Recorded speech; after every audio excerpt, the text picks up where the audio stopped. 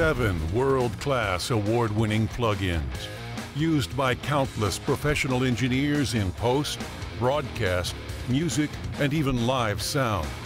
Join the elite who own Sonox Elite because you're worth it. Wait, what? Because you're worth it? Cut! We're here at NAMM with Bryce on the Warm Audio booth, or at least the section of the booth dedicated to Warm Audio.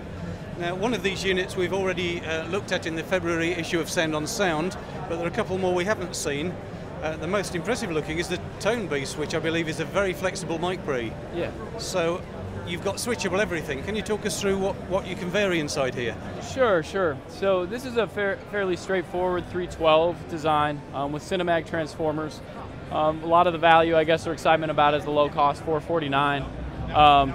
But this adds a few more features to it, and it's very, I guess, unique. I haven't seen anything quite like it. So it actually has 2 different discrete op amps in it.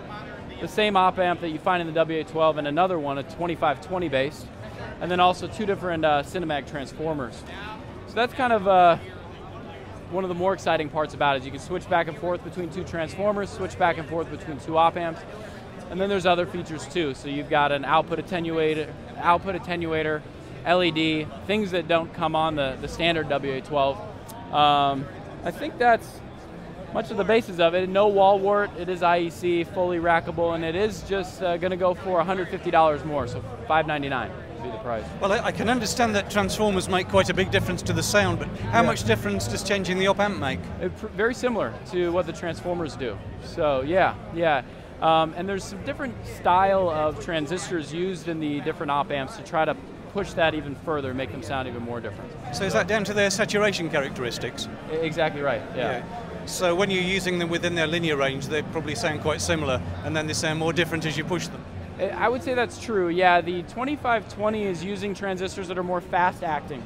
The WA12 is a little more slow acting, very vintage. I wouldn't say the 2520 version is going to be very modern and transparent, but more transparent than the WA12 op amp. Okay, so what's the shipping and cost on this unit? $599 shipping included in the US. That's pretty impressive. Yeah. The other thing I've noticed you have here, of course, is the 500 series version of the Warm unit that we've already looked at. Yeah. Did you have to make any compromises to get it into that form factor? It did not, no. The price is a little bit lower, so it's $399. My margin's actually less, so I actually make less when I sell one of these. They're almost identical in cost to manufacture. So no, same components, same Cinemag transformers, just no power supply, of course, because you use the 500 rack to supply the power. So. Well, thanks, Bryce. That's been most comprehensive. Thank you. Yeah, thank you.